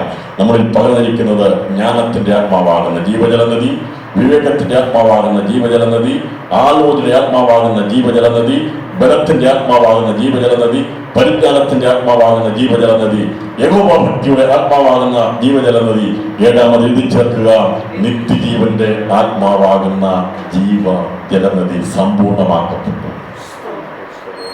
അതാ പറഞ്ഞ് എന്നിൽ വിശ്വസിക്കുന്നതിന്റെ ഉള്ളിൽ നിന്ന് തെരുവെടുത്ത് പറയുന്നത് പോലെ ജീവജലത്തിന്റെ നദികൾ ഒഴുകും. 6 അഭിഷേകം പറഞ്ഞു. ദാനിയേലിന്മേൽ ജ്ഞാനമുണ്ടായിരുന്നു, മോശയുടെ മേൽ പരിജ്ഞാനം അല്ലെങ്കിൽ ബലമുണ്ടായിരുന്നു, നയിക്കാനുള്ള കഴിവുണ്ടായിരുന്നു. അങ്ങനെ ഓരോരുത്തരെടുത്ത് പഠിക്കുമ്പോൾ ഈ പറയുന്ന 6 കാര്യങ്ങളുണ്ടായിരുന്നു. ആരും എന്തില്ലായിരുന്നു എന്ന് പറഞ്ഞാൽ എന്തില്ലായിരുന്നു? നിത്യജീവനില്ലായിരുന്നു. നിത്യജീവന്റെ ഉറവയാകുന്ന യേശു പുതിയ നിയമത്തിൽ വെളിപ്പെട്ടതോടുകൂടി സമ്പൂർണമാക്കപ്പെട്ടു പറഞ്ഞത്. പഴയ നിയമത്തെ ന്യായപ്രമാണത്തെ നീക്കാനല്ല, നിവർത്തിക്കുവാൻ അഥവാ പൂർത്തീകരിക്കുവാൻ, അതിൽ അപൂർണമായിരിക്കുന്നതിനെ പൂർത്തീകരിക്കാൻ വേണ്ടിയാണ് സകലത്തെ പൂർത്തീകരിക്കുന്ന ആരംഭവും അവസാനമായവൻ വന്നത്. അവൻ വിശ്വാസത്തിന്റെ നായകനും പൂർത്തി വരുത്തുന്നവനുമാണ്. അവൻ വിശ്വാസത്തിന്റെ നായകനും പൂർത്തി വരുത്തുന്നവനുമാണ്. ചില വിഷയങ്ങൾ പൂർത്തീകരിക്കപ്പെടാതിരിക്കുന്നുണ്ടെങ്കിൽ അതിനെ പൂർത്തീകരിക്കുന്ന ആത്മാവാണ് നമ്മൾ വ്യാപരിക്കുന്നത്. അതുകൊണ്ട് ഒരു കാര്യം പോലും പൂർത്തീകരിക്കാതെ പോകത്തില്ല. നമ്മൾ നല്ല പ്രവൃത്തി ആരംഭിച്ച പൂർത്തീകരിക്കുക തന്നെ. ഇപ്പോൾ നമ്മൾ വ്യാപരിക്കുന്ന ആത്മാവ് സമ്പൂർണതയുടെ ദൈവിക തൃത്വത്തിന്റെ ആത്മാവാണ്. ഈ ആത്മാവിനപ്പുറമായി ഇനി ഏലിയാവിൽ പറഞ്ഞ അഭിഷേകവും എനിക്ക് വേണ്ട, ഏലീശായിൽ പകർന്ന ഇരട്ടി അഭിഷേകവും എനിക്ക് വേണ്ട. അവരിൽ ആരിലും പകർന്ന അഭിഷേകത്തിന് കൊണ്ട് ഞാൻ പ്രാർത്ഥിക്കത്തില്ല, പാടത്തില്ല, എനിക്ക് വേണ്ട. ആ അഭിഷേകം പഴയ നിയമത്തിന്റെ അഭിഷേകമായിരുന്നു. ഏലിയാവിൽ പകർന്ന അഭിഷേകവും ഏലീശായിൽ പകർന്ന ഇരട്ടി അഭിഷേകവും അല്ല എനിക്ക് വേണ്ടിയത്. ക്രിസ്തുവിൽ വ്യാപരിച്ച ആ പിതാവാം ദൈവത്തിന്റെ സമ്പൂർണ്ണതയുടെ അഭിഷേകമാണ് ദൈവസഭയ്ക്ക് ദൈവം തന്നിരിക്കുന്നത്. അഭിഷേകമാണ് നമുക്ക് ആവശ്യമായി. ഇതിന് ഇരട്ടി പങ്കൊന്നുമില്ല, ഭാവിച്ചെടുക്കണമെന്ന് മാത്രമേ ഉള്ളൂ. അതാണ് മോൻപരയുടെ പ്രത്യേകത. ഇത് പ്രസംഗിക്കുമ്പം സാധാരണ കേൾക്കുന്ന എല്ലാവർക്കും കയറിപ്പോണ്ടാൻ പ്രശ്നം ഉണ്ടാകും. നിങ്ങൾക്ക് പ്രശ്നം ഉണ്ടായാൽ എനിക്ക് കുഴപ്പമില്ല. നിങ്ങൾ പാടുകയോ പ്രാപിക്കുവോ എന്ത് വേണ്ടത് ശരിക്കും വേണ്ട, എനിക്ക് ഏരിയാൽ. അതാണ് കഥ. നിങ്ങൾ ഏത് ആത്മാവിന് അധീനരാണ് ദൈവം ചോദിച്ചു. അവരെ പറഞ്ഞറിയാം, അവരെ ശബരിക്കാരെ സ്വീകരിക്കുന്നതിന് പറഞ്ഞാൽ ഞങ്ങളാ പണ്ട് ഏരിയാവിൽ ചെയ്തപോലെ തീരക്കെട്ടല്ല. കഥ പറഞ്ഞു നിങ്ങൾ എന്താ വിചാരിക്കുന്നത്? ഏരിയാവിൽ പറഞ്ഞ ആത്മാവാണ് നിങ്ങൾക്ക് വേണ്ടി. അതല്ല, പിതാവാം ദൈവത്തിന്റെ സ്നേഹത്തിന്റെ ആത്മാവാ പ്രതിനിധി സഭയ്ക്ക് വന്നിരിക്കുന്നത്. കൊല്ലാനും കൊള്ളിവെക്കുവാനുമുള്ളവൻ എന്ന് പറഞ്ഞാൽ അന്നത് ആവശ്യമായിരുന്നു. ജലത്തിനായിരുന്നു പോരാട്ടം. നമുക്ക് പോരാട്ടമുള്ളത് ജലരക്ഷകളോടുള്ള വാഴ്ചകളോടും അധികാരങ്ങളോടും സ്വന്തത്തിൽ ദുഷ്ടാത്മ സേനയോടുമാകുകൊണ്ട് തന്റെ പുത്രനിൽ അഭിഷേകിച്ചിരിക്കുന്ന അഭിഷേകമാണ് ദൈവസഭയുടെ പകർന്നിരിക്കുന്നത്. ആ ആത്മാവിന്റെ ശക്തിയിലാണ് ഇന്ന് പകർച്ചവൻ ഞാൻ ഇതോട് കണ്ടുകൂടിയാൻ പോകുന്നത്. ഒരുക്കെടുക്കുന്ന ആത്മാവിന്റെ കർത്താവിന്റെ വരവുകളിൽ നമ്മളെ ഒരുക്കി കൊണ്ടുപോകാൻ കർത്താവ് വഴിയാണ്. ഈ 7 സംഭവം ആത്മാവ് കഴിഞ്ഞു കഴിഞ്ഞാൽ, ഇത് സഭ പൂർത്തീകരിക്കപ്പെട്ട് കഴിഞ്ഞാൽ പിന്നീട് ദൈവസഭയുടെ പേര് അഭിഷേകമില്ല, കണ്ടിന്യൂഷൻ ആയിരിക്കും. അത് ഉള്ളതിൻ്റെയും അത് കർത്താവിന്റെ വരെയുള്ള പല കാര്യങ്ങളിലേക്ക് മാറിക്കൊണ്ടേയിരിക്കും. എന്നാൽ അത്തിയുള്ള ബന്ധത്തിൽ കർത്താവ് പറഞ്ഞപ്പോൾ അത് ഒരുമിച്ച് പറയുവാൻ ഇടയായിത്തീർന്നു. അദ്ദേഹം പറഞ്ഞു, ദൈവത്തിൽ പറഞ്ഞിരിക്കുന്ന 3 വിധ കാര്യങ്ങളുള്ള ബന്ധത്തിലാണ് അത്തിയെ പറഞ്ഞിരിക്കുന്നത്. ഇസ്രായേലിനെ ബന്ധപ്പെടുത്തിയിരിക്കുന്നത് ഏതൊക്കെ വിധത്തിലാണ് പറഞ്ഞിരിക്കുന്നത്? ഇസ്രായേലിനുള്ള ബന്ധത്തിൽ പറഞ്ഞിരിക്കുന്നത് മുന്തിരി വള്ളിയുള്ള ബന്ധത്തിൽ, അതുപോലെ തന്നെ ഒരു മരണത്തോടുള്ള ബന്ധത്തിൽ, അത്തിയുള്ള ബന്ധത്തിൽ പറഞ്ഞിരിക്കുന്നത് ലോകരാഷ്ട്രങ്ങളുടെ ബന്ധത്തിൽ, ജാതികളുടെ ബന്ധത്തിലാണ് അത്തിയുള്ള ബന്ധത്തിൽ പറഞ്ഞിരിക്കുന്നത്. ഒരു മരത്തോടുള്ള ബന്ധത്തിൽ പറഞ്ഞിരിക്കുന്നത് പഴയ വിശുദ്ധന്മാരുടെ ബന്ധത്തിലാണ് പറഞ്ഞിരിക്കുന്നത്. എന്നാൽ മുന്തിരിയുള്ള ബന്ധം പറയുന്നത് ക്രിസ്തുവും സഭയുമാണ് ബന്ധമാണ് പറയുന്നത്. ഇനി അതിന്റെ തെളിവിലേക്ക് ഞാൻ ചില സന്ദേശങ്ങൾ പറഞ്ഞ് അത് വെളിപ്പെടുത്തി വേഗത്തിൽ പോകാം. നമുക്ക് 4 പരാമർശങ്ങളാണ് അത്തിയെക്കുറിച്ച് പറഞ്ഞിരിക്കുന്നത്. ഒന്ന്, മുന്തിരിത്തോട്ടം നട്ടിരിക്കുന്ന അത്തിവൃക്ഷം, വഴിയിരിക്കുന്ന അത്തിവൃക്ഷം, തളിർക്കുന്ന അത്തി, അതുപോലെ അത്തിക്കായകൾ പഴുക്കുന്ന കാലം. ഈ 4 കാര്യങ്ങളെ കുറിച്ചാണ് കർത്താവ് പുതിയ നിയമത്തിൽ നമ്മൾ സംസാരിക്കുന്നത്. മുന്തിരിത്തോട്ടം നട്ടിരിക്കുന്ന അത്തി എന്ന് പറയുമ്പോൾ ഈ ദൈവം ഒരു കാര്യം വെട്ടിക്കളയുന്നതിന് മുമ്പ് പിതാക്കന്മാരുടെ വാഗ്ദത്തം പൂർത്തീകരിക്കും. യോഹന്നാൻ നമുക്ക് കാണാൻ സാധിക്കും. യോഹന്നാൻ പറഞ്ഞു, സകല വൃക്ഷങ്ങളുടെയും ചുവട്ടിൽ ഇപ്പോൾ കോടാലി വെച്ചിരിക്കുകയാണ്. സകല വൃക്ഷങ്ങളുടെയും ചുവട്ടിൽ കോടാലി വെച്ചിരിക്കുന്നു. അപ്പം സ്വർഗം വെച്ചിരിക്കുന്നത് വെട്ടിക്കളയാൻ വേണ്ടിയാണ്. പ്രവാചകൻ ന്യായപ്രമാണത്തിന്റെ അവസാന പ്രവാചകൻ പറഞ്ഞു, വെച്ചിരിക്കുക കോടാലി എന്ന്, വെട്ടാൻ പോവുകയാണ്. പക്ഷെ പറഞ്ഞു, എന്നിലും ബലവാനായി വരുന്നുണ്ട്. ഈ വെച്ചിരിക്കുന്ന കോടാലിയൊക്കെ മാറ്റി മാനസാന്തരപ്പെടുത്തി ദൈവകൃപയിലേക്ക് നയിക്കുവാൻ വേണ്ടി ഒരുവൻ വരുന്നുണ്ട്. പൈശാചികൻ മുഖാന്തരമായി ദുഷ്ടതയും മരണവും മനുഷ്യരിൽ വ്യാപരിച്ചു കഴിഞ്ഞപ്പോൾ ആ പുരാതന ലോകത്തെ പോലെ ദൈവം ലോകത്തെ മാറ്റിക്കളയുവാൻ ദൈവം പ്ലാൻ ചെയ്തില്ല. ദൈവത്തിന്റെ പദ്ധതിയായി ആ സമയത്ത് ദൈവത്തിന്റെ പ്രവൃത്തി വെളിപ്പെടുത്തിയത് ഈ കോടാലി വെച്ച് വെട്ടി തീർത്ത് കളയുകയല്ല ചെയ്തത്. അത് പകരമായി ദൈവമായി കർത്താവ് പറഞ്ഞു, അത് പറഞ്ഞത് ഞാൻ ചുറ്റും കിളച്ച് വളമിടാണ്. അത് നമുക്ക് മനസ്സിലാകുന്നത് ഈ ഇസാനോട് പറയപ്പെടാം. ഈ കോടാലി വെച്ചിരിക്കുന്നത് ദൈവ ശിക്ഷയായി മാറ്റി ജാതികളായിരിക്കുന്ന നമുക്ക് ദൈവം എന്ത് ചെയ്തു? ആ വെച്ചിരുന്ന കോടാലി കൊണ്ട് വെട്ടി എന്ന് പറഞ്ഞാൽ വചനം ഇരുവാറ്റുള്ള വാളാണ്. ഈ വചനം ഇരുവാറ്റുള്ള വാളെന്ന് പറഞ്ഞതിന്റെ അർത്ഥം അത് മാനസാന്തരപ്പെടുത്തുന്നതാണ്, അത് മനുഷ്യനെ രൂപാന്തരപ്പെടുത്തുന്നതാണ്, അത് മുറിക്കുകയും മുറിവുകെട്ടുകയും ചെയ്യുക. അതിനാണ് ഇരുവാറ്റുള്ള വാളെന്ന് പറയുന്നത്. മനസ്സിലാക്കിയെങ്കിൽ ഒരു സമയം കുറച്ചുകൂടെ വേണം. ഇരുവാറ്റുള്ള വാളെന്ന് പറഞ്ഞാൽ അങ്ങോട്ടും ഇങ്ങോട്ടും വെട്ടുന്നൊന്നുമല്ല. ഒരു ഡോക്ടറെ കയ്യിരിക്കുന്ന ശസ്ത്രക്രിയയ്ക്ക് തുല്യമാണ്. കശാപ്പുകാരായിരിക്കുന്ന ഒരു കത്തി എന്ന് പറഞ്ഞാൽ വെട്ടിക്കളഞ്ഞാൽ തീർച്ചാൽ മതി, വേണ്ട. എന്നാൽ ഈ വചനമാകുന്ന വാളുകൊണ്ട് തന്നെ, അല്ലെങ്കിൽ വചനം കൊണ്ട് തന്നെ എന്തും ചെയ്യാൻ സാധിക്കും. ചെത്തി വെടിപ്പാക്കാനും സാധിക്കും, മുറിച്ചു കളയാനും കഴിയും. അപ്പൊ ഈ വചനം കോടാലിയായി മാറരുത് എന്ന് പറഞ്ഞാൽ, കോടാലി എന്ന് പറഞ്ഞാൽ ശിക്ഷിക്കാൻ വേണ്ടി നിത്യനരകത്തിൽ തള്ളിയിടാൻ വേണ്ടിയാണ് കോടാലിയായി മാറുന്നത്. എന്നാൽ ഇവിടെ നമുക്ക് കാണാൻ സാധിക്കുന്നത് വെച്ചിട്ടേ ഉള്ളൂ. എന്നാൽ ഇരുവായിട്ടുള്ള വാളായിരിക്കുന്ന ഏത് മനുഷ്യന്റെ ഹൃദയത്തിലേക്ക് കടന്നു എന്ന് സത്യബന്ധങ്ങളെ വേർതിരിക്കണം, തുളച്ചിയല് ചിന്തകളെയും ഭാവങ്ങളെയും വേർതിരിച്ച് മനസ്സിലാക്കി കൊടുക്കുന്ന ദൈവത്തിന്റെ ആത്മാവ്, മാനസാന്തരത്തിന്റെ അവസ്ഥ ദൈവകൃപ വ്യാപരിപ്പാൻ വേണ്ടി വ്യാപരിപ്പിക്കുന്ന ആത്മാവ്, ദൈവത്തിന്റെ പരിശുദ്ധാത്മാവ് ഇടപെടുന്നതും ഇരുവായിട്ടുള്ള വാളായിട്ടാണ് ഇടപെടുന്നത്. അത് സഭകളുടെ ദൂത് പറയുമ്പോൾ പറഞ്ഞിട്ടുണ്ട്, ഇരുവായിട്ടുള്ള വാളുകൾ ആരംഭിച്ചെന്ന് പറയുന്നെങ്കിൽ അതിനെ അവഗണിച്ച് പറഞ്ഞാൽ ഞാൻ വാളുകൊണ്ട് നിന്നോട് പോരാടുന്നതാണ് എന്ന് പറഞ്ഞതിന്റെ അർത്ഥം മാറ്റിക്കളയും. ഇപ്പൊ നമ്മളോട് ഇടപെടുന്നത്, കർത്താവേ ഒരു ഇരുവായിട്ടുള്ള വാളുകൊണ്ട് എന്നെ രൂപാന്തരപ്പെടുത്തിയെടുക്കണമേ എന്ന് നമുക്ക് പ്രാർത്ഥിക്കാം. കർത്താവേ കോടാലിൽ നിന്ന് രക്ഷിച്ചതിനായി സ്തോത്രം ചെയ്യാം, വെട്ടിക്കളയാതെ ദൈവം നമ്മളെ രക്ഷിച്ചതിനായി സ്തോത്രം ചെയ്യാം. ഇരുവായിട്ടുള്ള വാള് കൊണ്ട് നമ്മെ ദൈവം മാനസ്ഥാനത്തിൽ നയിച്ചതിനായി സ്തോത്രം ചെയ്യാം, ദൈവത്തിലേക്ക് നയിച്ചതിനായി സ്തോത്രം ചെയ്യാം. അതുപോലെ തന്നെ മാനസ്ഥാനപ്പെടാതെ കർത്താവ് വാളുകൊണ്ട് ഞാൻ എന്ത് ചെയ്യും? കുറിച്ചു കളയും, നീക്കിക്കളയും. ഇതുകൊണ്ട് കർത്താവേ എന്നെ ഒരു നാളും നിന്റെ തൃക്കണ്ണിൽ തന്നെ തള്ളിക്കളഞ്ഞിരുന്ന് എല്ലാ ദിവസവും പ്രാർത്ഥിക്കുന്നു.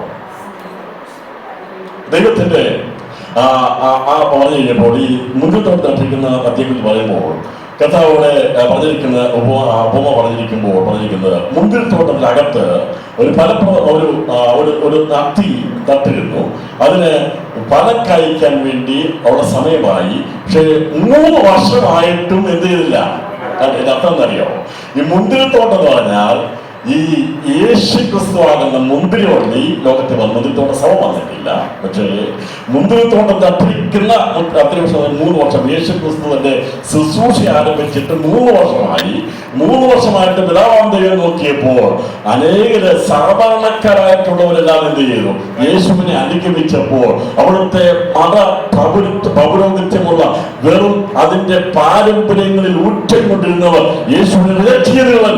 പിതാവാന്തയെ ചോദിക്കുക, ഓട്ടക്കാരൻ ചോദിക്കുക, ഞാൻ എന്തെയാണ്, ഞാൻ ഉടമസ്ഥൻ വെട്ടിക്കളയട്ടെ എന്ന് ചോദിക്കുമ്പോൾ അർത്ഥം ഇസ്രായേലായിരിക്കുന്ന ഈ അതി ഫലമില്ലാത്തതിനെ നീ ഇവിടെ വന്നിട്ട് പോലും എന്റെ പുത്രൻ വന്ന് ഇസ്രായേലിൽ പ്രസംഗിച്ചിട്ട് പോലും മാനസാന്തരപ്പെടാതിരുന്ന ഈ ജാതിയെ വെട്ടിക്കളയട്ടെ എന്ന് ചോദിക്കുമ്പോൾ ഓട്ടക്കാരൻ പറയുക, 1 വർഷം കൂടി നിൽക്കട്ടെ, ഞാൻ ചുറ്റും കിളച്ച് വളരിടാം, അത് മേലാ കായ്ച്ചെങ്കിലോ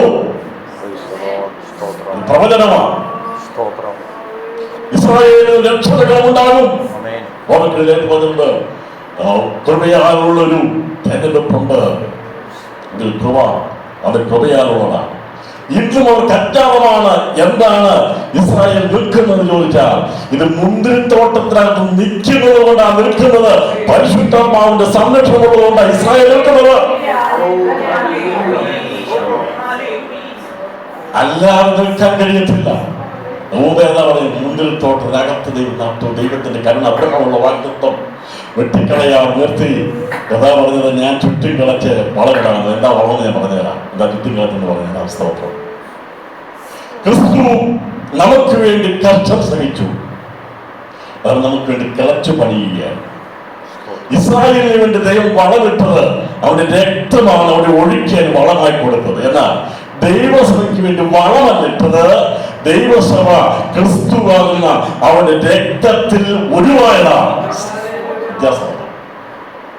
പുതിയ നിയമസഭ യേശു ക്രിസ്തുവാകുന്ന രക്തത്താൽ ഒഴിവായിരിക്കുന്ന മുന്തിരിവള്ളി ആയിരുന്ന കൊമ്പുകളാണ്. ആ ക്രിസ്തുവാകുന്നവൻ ലോകത്തിൽ വന്ന് എന്ത് ചെയ്തു? അവൻ മുന്തിരിവള്ളിയായി തീർന്നില്ല. പിതാവിന്റെ തോട്ടത്തിലെ മുന്തിരിവള്ളിയായി തീർന്നപ്പോൾ അതിനെ കൊമ്പുകളാക്കി തീർത്തത് അവനിൽ അവന്റെ രക്തത്താലാണ്. നാം എന്തിനായിരിക്കുന്നത്? അത് വളമിടുകയല്ല ചെയ്തത്, രക്തത്താൽ സമ്പാദിച്ചിരിക്കുന്നതാണ് പുതിയ നിയമസഭയെങ്കിൽ. എന്നാൽ വളമിട്ടിരിക്കുന്ന ആർക്കാണെന്നറിയാമോ? ഇന്ന് വരെ യേശുവിനെ തിരിച്ചറിയാത്ത യഹൂദന് ചുറ്റും ദൈവം കിളച്ച് യേശുവിന്റെ രക്തത്തിന് വളമിട്ടിരിക്കുക. ആ വളത്തിന്റെ കൊഴുപ്പില ഇസ്രായേലെ നീ നിൽക്കുന്ന ഓർത്തുകൊള്ളുക.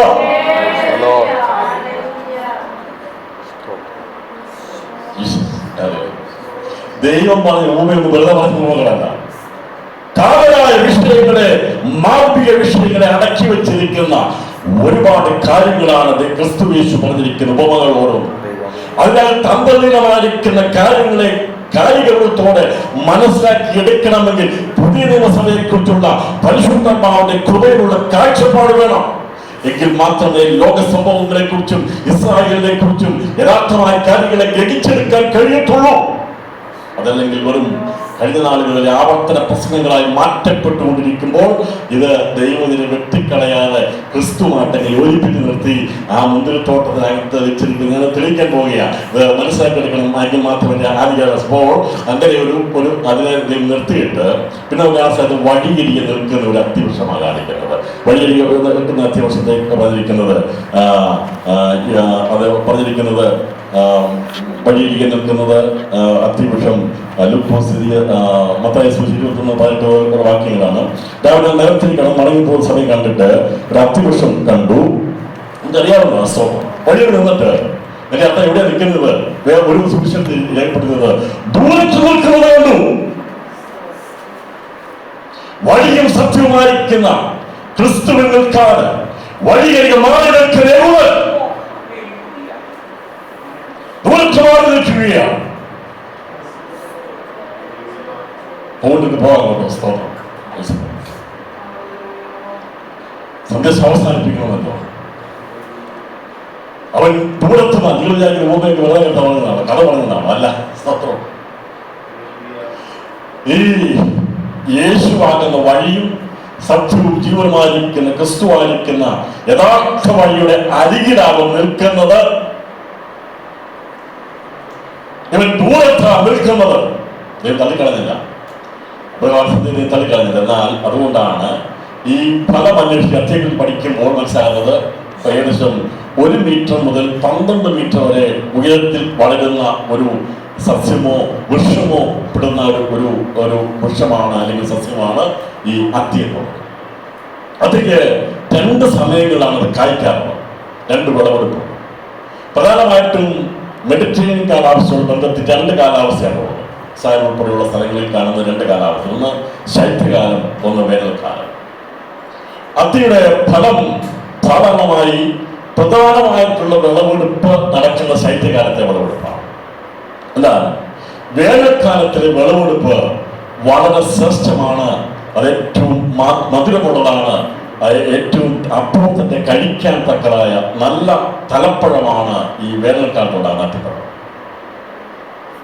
ഇപ്പൊ ശൈത്യകാലത്ത് ഇത് ഫലം കൊടുത്തു കഴിയുമ്പോൾ ഈ ശൈത്യകാലത്ത് ഇല കൊഴിക്കുന്ന ഒരു വൃക്ഷമാണ് അത്തിവൃക്ഷം. അത് വേനലടുക്കുമ്പോഴത്തേക്ക് നീങ്ങും, ഇല കൊഴിക്കുന്നത്. ഞാൻ ശൈത്യകാലം കഴിയുന്നതോടുകൂടി ഇത് ഇലയെല്ലാം കൊഴിയും. വേനൽക്കാലം ആകുമ്പോഴത്തേക്ക് എന്ത് ചെയ്യും? ഇലകളാൽ സമ്പുഷ്ടമായിരിക്കും. അപ്പോൾ കർത്താവ് ലോകത്തിൽ വന്നപ്പോൾ യേശു ക്രിസ്തു വന്ന് നോക്കിയത് ഈ വേനൽക്കാലമായിരിക്കുന്ന തലപ്പഴത്തിന്റെ സമയമാണ്. അതിൽ കാണണം, പ്രധാന വിളവെടുപ്പ് കഴിഞ്ഞു. എന്നാൽ ആ ശൈത്യകാലം കഴിഞ്ഞ് അന്ന് പാകമാകാത്ത അത്തിയുടെ പൂക്കൾ പച്ച നിറത്തിൽ കാണും. നമ്മൾ സാധാരണ അത്തി കാണുമ്പോൾ പച്ച നിറത്തിലുള്ള പഴമൊന്നും പറിച്ച് കഴിച്ചേക്കുന്നത് പൂവാണ്. അതിന് യഥാർത്ഥത്തിൽ അത്തിയുടെ പൂവ്, അത് കായല്ല, അത് പഴുത്തിട്ടില്ല, പാകമായിട്ടില്ല.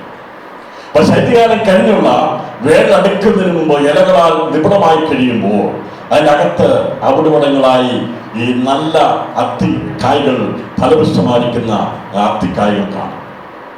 അത് വളരെ ശ്രേഷ്ഠമായതാണ്.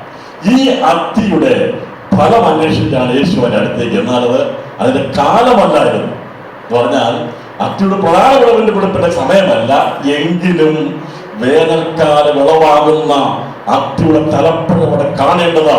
യേശു അവിടെ ചെന്നപ്പോൾ അന്നേരം അതിന്റെ സമയമല്ല, അതിന്റെ അപ്പുറമാണ്.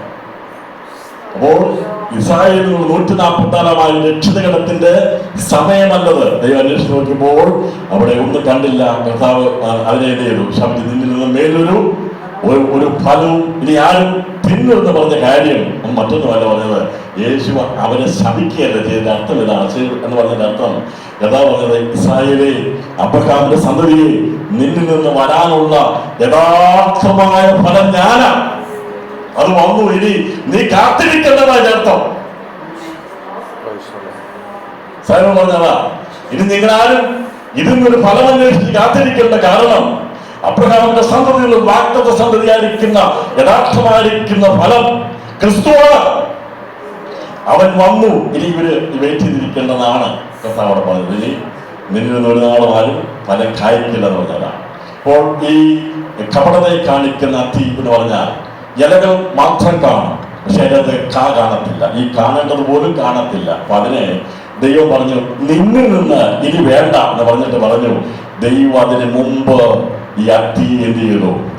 അതിൽ യഥാർത്ഥമായിട്ട് ജീവിക്കുന്നവരെ, കാഴ്ചപ്പാടുള്ളവരെ, അന്ന് അംഗീകരിക്കുന്നവരെ നിലനിർത്താൻ വേണ്ടി മതമേൽക്കോയ്മകളിൽ വിരാജിച്ചവരല്ല, കപടഭക്തിക്കരായവരെ ദൈവം മാറ്റിക്കളഞ്ഞുകൊണ്ട് പറഞ്ഞു, നിന്റെ പരിപാടി തീർന്നു, എന്നാൽ ഒരു ശേഷിപ്പിന് വേണ്ടി ഞാൻ എന്നോട് കൂടെ എന്റെ സഭയ്ക്കകത്ത് ഞാൻ എന്ത് ചെയ്യും? അവരുടെ സംരക്ഷണത്തിനകത്ത് നിർത്തുമെന്ന് പറഞ്ഞിട്ടുണ്ട്.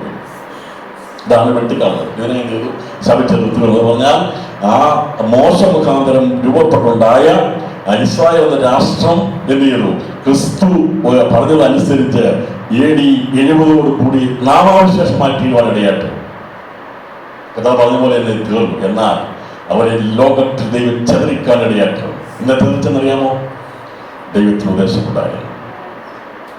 അപ്പോൾ അവരെ ദൈവം ചെതറിച്ചത് മറ്റൊന്നുമായിരുന്നില്ല. അവരെ ദൈവം ചെതറിച്ചത് അവർ എവിടെയെല്ലാം ചെന്നോ അതിന് ചുറ്റുമായിട്ട് ദൈവസഭകൾ രൂപപ്പെടുവാൻ തുടങ്ങി. നിങ്ങൾ സുവിശേഷത്തിന്റെ ആദിമ നൂറ്റാണ്ടിലെ പ്രവർത്തനം എടുത്ത് പഠിച്ചു കഴിഞ്ഞാൽ, അപ്പോൾ ദൈവം തന്റെ സഭ സ്ഥാപിച്ച യെരൂശലേമിലാണ് അന്ന് ചുറ്റുമായി ഇസ്രായേലിനെ നിയമിച്ചു. അപ്പോൾ മുന്തിരിത്തോട്ടത്തിനകത്തുള്ള അത്തിയായിട്ട് ദൈവം അവരെ നിർത്തി. കപടഭക്തിക്കാരെ ദൈവം ചെയ്തു, ഇല്ലാതാക്കിക്കളാൻ ദൈവം മാറ്റി. അതിനുശേഷമായി ഇവരെ ചെതറിച്ചു കഴിഞ്ഞപ്പോൾ ഇവരെവിടെയെല്ലാം ചെന്നോ അതിനെ ബേസ് ചെയ്താണ് ദൈവസഭകളിൽ രൂപം കൊണ്ടത്. അതുകൊണ്ടാണ് ദൈവം അവരെ ചെതറിച്ചത്. ഞാൻ എടുത്ത് പറയാം, അത്തി തളിർക്കുന്ന കാലം. വഴിയരിയിൽ നിന്ന് ദൂരത്ത് നിന്ന് അത്തി ഉണങ്ങിപ്പോയി. എന്നാൽ മുന്തിരിത്തോട്ടത്തിൽ ദൈവം നട്ടിരിക്കുന്ന ഒരു അത്തിയുണ്ട്, അത് ഉണങ്ങിപ്പോയിട്ടില്ല. അതിൽ നിന്ന് ഒരു മേലാൽ ഒരു ഫലം കായ്ക്കുവാനുണ്ട്. അത് തളിർക്കുവാൻ സമയമായി. ദൈവം പറഞ്ഞു, വേനൽ അടുക്കുന്നതിന് മുമ്പ് അത്തി എന്ത് ചെയ്യും? തളിർക്കുന്നുവല്ലോ.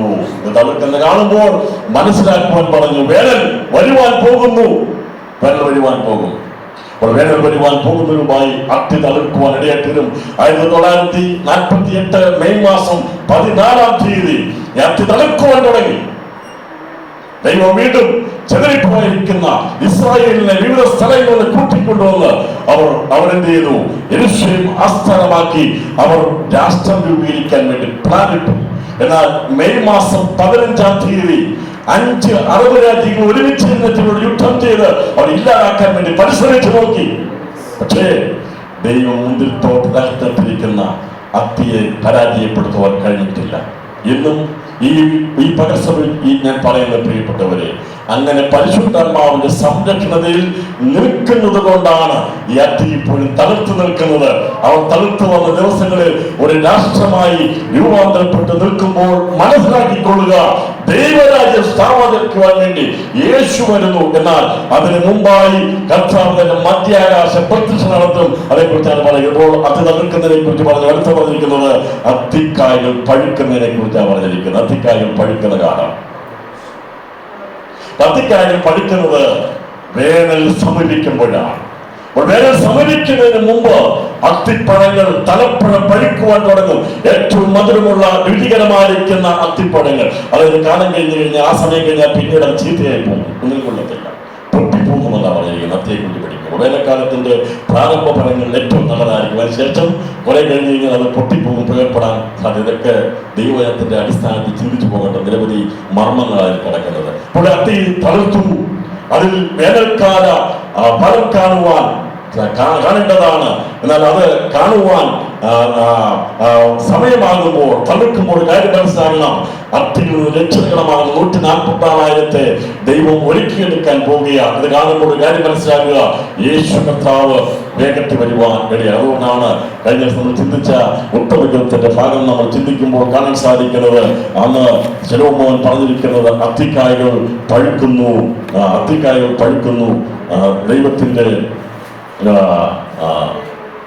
അത്തിക്കായ പഴുക്കുന്നു, മുന്തിരിവള്ളി പൂത്ത് സുഗന്ധം വീശുന്നു, എന്റെ പ്രിയെ എഴുന്നേൽക്ക, എന്റെ സുന്ദരി വരിക എന്ന് പറഞ്ഞിരിക്കുന്നു. അപ്പോൾ അത്തിക്കായ പഴുക്കുന്ന കാലം വരുമ്പോൾ ഇത് മുന്തിരിവള്ളിയായിട്ട് ബന്ധമുണ്ട്. മുന്തിരിത്തോട്ടത്തിന്റെ അകത്താണ് എന്ന് നിൽക്കുന്നത്, അത്തി നിൽക്കുന്നത്. ഇത് രണ്ടും പൂക്കണമെങ്കിൽ, ഇത് രണ്ടും കായ്ക്കണമെങ്കിൽ, ഇതിന് രണ്ടും ഫലം കിട്ടണമെങ്കിൽ ദൈവത്തിന്റെ ലോകസ്ഥാപനത്തിലുള്ള പദ്ധതികൾക്കുള്ളിൽ ഇതെല്ലാം കണ്ടിരുന്നുകൊണ്ടാണ് മുന്തിരിത്തോട്ടത്തിനകത്ത് ദൈവം ഇന്ന് ഇസ്രായേലാകുന്ന അത്തിയെ വെച്ചിരിക്കുന്നത്.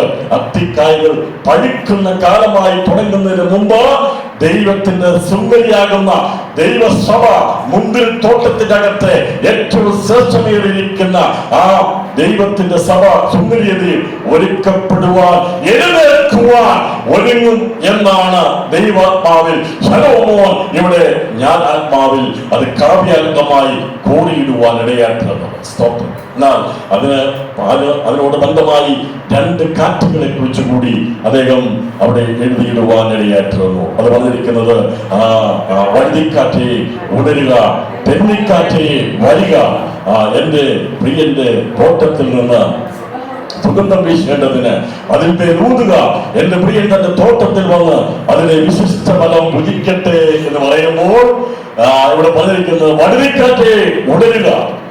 പ്രവചിച്ചു. ജനവനറിയാം വഴുതിക്കാറ്റ് എന്നുള്ളത്. നമ്മുടെ അദ്ദേഹത്തിന് കൂടുതൽ അറിയിച്ചില്ലെങ്കിലും അതെന്ന് അറിയാമായിരുന്നു. ആത്മാവിൽ രേഖപ്പെടുത്തി വഴുതിക്കാറ്റ് ഉണരണം, തെന്നിക്കാറ്റ് എന്ത് ചെയ്യണം? തെന്നിക്കാറ്റ് വരണം.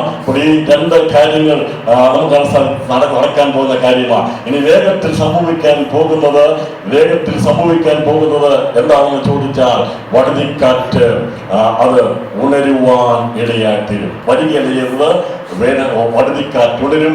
അതിനുശേഷമായി തെന്നിക്കാറ്റ് വരുമ്പോഴാണ് അഗ്നി കൊണ്ടുള്ള അഭിഷേകം നടക്കുന്നത്. അത് ഇസ്രായേലിന്റെ മേൽ ചൊരിയപ്പെടുന്നതാണ്. ആ അഭിഷേകം യാഗപീഠത്തിലെ കനൽ കൊണ്ടാണ് അവരെ അഭിഷേകം ചെയ്യുന്നത്. എന്നാൽ അതേ യാഗപീഠത്തിലെ കനൽ യെശയ്യാവിന്റെ അതിർത്തിനെ തൊട്ടപ്പോൾ അവൻ ശുദ്ധനായി തീർന്നെങ്കിലും അതിനാൽ അവൻ നിത്യജീവൻ കിട്ടിയില്ല.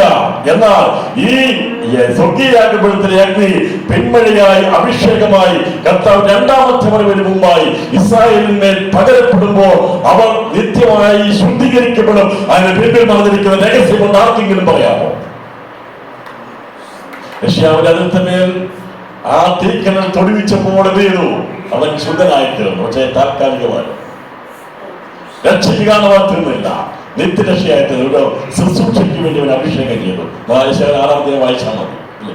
അയ്യോ, മനുഷ്യൻ അശുദ്ധിയുള്ള മനുഷ്യൻ അടുക്കൽ പ്രാർത്ഥിക്കപ്പെടുന്നു. അവനെ ആ യാഗപീഠത്തിലെ തീക്കൽ കൊണ്ട് തൊടിയിട്ട് വന്ന് ഇപ്പോൾ ശുദ്ധിയുള്ളതാണ്. അപ്പോൾ ശുദ്ധിയാക്കാൻ കഴിവുള്ളതാണ് യാഗപീഠത്തിലെ അഗ്നി.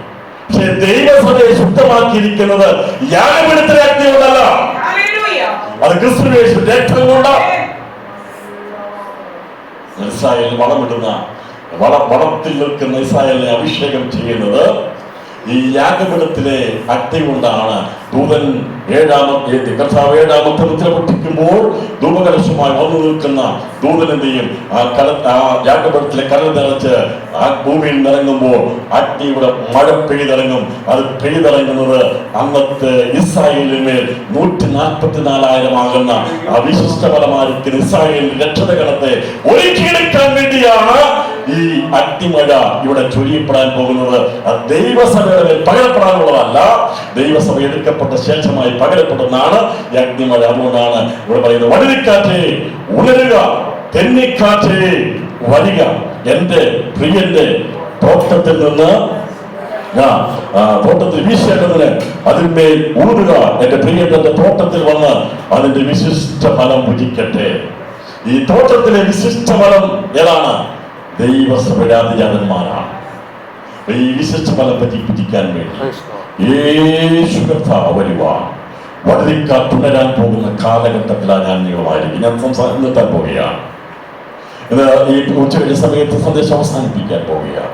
വടുതിക്കാറ്റ് ശക്തിയോടെ ഉണരാൻ പോവുകയാണ്. അതിന്റെ അർത്ഥം ഉണർന്നതിന്റെ അർത്ഥം ഞാൻ അത് തെളിയിച്ചു നിർത്താൻ പോവുകയാണ്. ഒരു എയർക്രാഫ്റ്റ്, ഒരു പ്ലെയിൻ ടേക്ക് ഓഫ് ചെയ്യുന്നതിനുമായി അതെല്ലാം റെഡിയാക്കി കഴിയുമ്പോൾ, ഫിറ്റാണെന്ന് കണ്ടു കഴിയുമ്പോൾ, അത് അവിടുന്ന് സ്പീഡിലല്ല പോകുന്നത്. അതെന്ത് ചെയ്യും? പതിയെ ടാക്സി ട്രാക്കിലൂടെ, അത് ടാക്സിയിലൂടെ പതിയെ അത് ആ റൺവേയിലേക്ക് വരുവാനിടയാക്കി. കഴിഞ്ഞ 2000 വർഷമായി ദൈവത്തിന്റെ ആത്മാവ് ഈ സഭയെ ഒരുക്കി അത് പൂർണ്ണതയിലേക്ക് എത്തുന്ന സമയത്ത് സിഗ്നൽ ലഭിക്കും.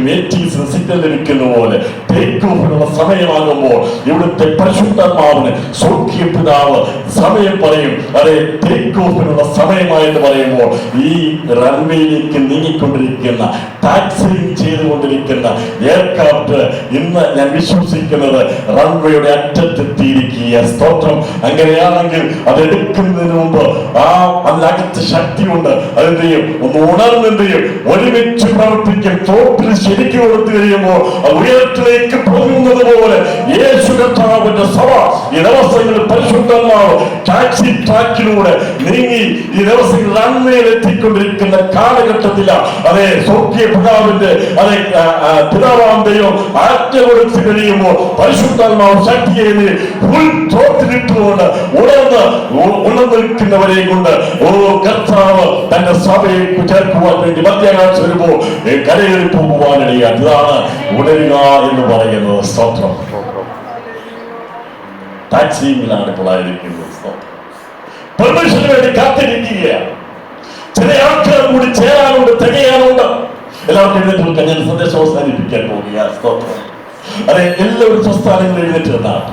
ഞാനും നിങ്ങളും ഒരു യാത്രയിലാണ്. ഉയരത്തിലേക്കുള്ള ഏറ്റവും വലിയ യാത്രയിലേക്ക്, സ്വർഗത്തിലേക്കുള്ള യാത്രയ്ക്ക് വേണ്ടി ഞാനും നിങ്ങൾ ഒരുങ്ങുമ്പോൾ ഇന്ന് പകർച്ചവ്യാധി ദൈവാത്മാവ് പറയുകയാണ്, അതേ സ്വർഗത്തിന്റെ ദൈവത്തിന്റെ സഭയെ പടുതെടുത്ത് അതിനെ ദിവസങ്ങളിൽ കൊണ്ടുപോകാൻ വേണ്ടി ഉണർത്തി അതിനെ ഫുൾ ശക്തിയോടുകൂടി ദൈവത്തിന്റെ ആത്മാവ് നമ്മെ കൊണ്ടുപോകുവാൻ ഒരുക്കിയെടുക്കുമ്പോൾ വിശിഷ്ടമതമായിരിക്കുന്ന ഈ സഭയെ കൊണ്ട് ദൈവം പോകാൻ വേണ്ടി ഒരുങ്ങുക. ശലോമോൻ വിളിച്ചു പറഞ്ഞു, വടവേക്കാറ്റേ ഉണരുക. അതിനുശേഷം ആ തെന്നിക്കാറ്റ് വരുന്നത് വിശ്വസഫലത്തെ കൊണ്ടുപോകാൻ വേണ്ടി യേശു കർത്താവ് വരികയും അപ്പോൾ ഈ രണ്ട് കാറ്റുകൾ അടിക്കുന്നത് അത്തിക്കായകൾ പഴുക്കുവാൻ വേണ്ടി ഉള്ള കാലമാണ്. തെന്നിക്കാറ്റ് വരുന്നത്, പിന്മഴ വരുന്നത് അത്തിക്കായകൾ പഴുക്കുവാൻ, അതിനെ വിശിഷ്ടമാക്കി തീർക്കാൻ വേണ്ടിയാണ് വരുന്നത്. എന്ന പകർച്ചവ്യാധി നമുക്ക് കാണാൻ സാധിക്കുന്നത് അതേ കർത്താവായ യേശു ക്രിസ്തുവിന്റെ കൃപയാൽ ഉണർവ് പ്രാപിക്കുന്നത്. ഇതിനെയാണ് ഉണർവെന്ന് പറയുന്നത്. ഉണർവെന്ന് പറഞ്ഞാൽ കാര്യങ്ങളെ തിരിച്ചറിഞ്ഞ് ടേക്ക് ഓഫിനുള്ള സമയമായെന്ന് മനസ്സിലാക്കി സീറ്റ് വെച്ചിട്ട് മുറുക്കി നിർദ്ദേശങ്ങൾ അനുസരിച്ചിരിക്കുന്നവരെയാണ് ഉണർവെന്ന് പറയുന്നത്. സ്തോത്രം. സമയത്ത് ടിക്കറ്റ് എടുത്ത് കയറിയവർക്കാണ് ഉണർവെന്ന് പറയുന്നത്. ഇതുവരെ ഉണർന്നിട്ടില്ലെങ്കിൽ ഈ കാലഘട്ടത്തിൽ ദൈവം അനേകരെ ഉണർത്താൻ പോകുക, ഈ ക്യാമ്പ് അനേകരെ ഉണർത്താൻ പോകുന്ന ഒരു സന്ദേശമായി അത് മടങ്ങിപ്പോകുമ്പോൾ ഉടനെ മടങ്ങിപ്പോകുക. ദൈവാത്മാവ് കൃപ ചെയ്യട്ടെ.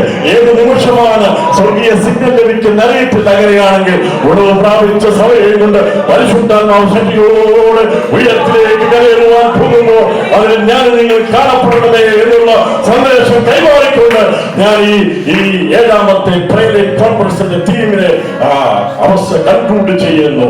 അതിനുശേഷമായി നടക്കുന്നതാണ് രണ്ടാമത്തെ പ്രത്യക്ഷത. 1000 വർഷത്തെ വാഴ്ചയ്ക്ക് ശേഷമായി ഉണ്ടാക്കാനുള്ള ദിവസത്തിൽ സ്വർഗീയ പിതാവാം ദൈവവുമായി തന്റെ സകല ദൈവരാജ്യം നിത്യത യുഗത്തിൽ വരുവാൻ വേണ്ടിയുള്ളതാണ് ഉണ്ടാക്കാനുള്ള ദിവസത്തിലെ പ്രത്യക്ഷത. അതുകൊണ്ട് നമുക്ക് നമ്മളെ കുറിച്ചുള്ള ദൈവയുടെ മുഖ്യം എന്താണെന്ന് മനസ്സിലാക്കിയെങ്കിൽ കരകളെടുത്ത് സ്തോത്രം ചെയ്താട്ട്, എല്ലാ പ്രിയപ്പെട്ട കരകൾ സ്തോത്രം ചെയ്താട്ട്, എല്ലാ നിരാശയന്മാരും വ്യത്യാസമുള്ളവരായി ഉണർവ് പ്രാപിച്ചു വേണം പോകുക. ഇതിനെയാണ് ഉണർവെന്ന് പറയുന്നത്. ഞാനും നിങ്ങൾ അറിയണം, തിരിച്ചറിയണം നമ്മൾ എവിടെയായിരിക്കും, ഏത് അവസ്ഥയിലായിരിക്കുന്നു. അതെ, ഒരു ടേക്ക് വേണ്ടി ഒരുങ്ങുന്ന ഒരു ട്രെയിൻ പോലെ ഇന്ന് പകൽ സമയം നമ്മെ ടാക്സിയിലേക്ക് ഒരുക്കിയെടുത്ത് അത് കടന്നുപോകുവാൻ വേണ്ടി ദൈവാത്മാവ് ഉണർത്തിയെടുക്കുന്ന ദൈവസഭയ്ക്കായി സ്തോത്രം ചെയ്യുന്നു. അത് കാരണം ജീവനോടിരിക്കുന്ന നാം അക്ഷയരായി രൂപാന്തരപ്പെടും. മരിച്ചുപോയി ക്രിസ്തുവിൽ മരിച്ചത് അവർ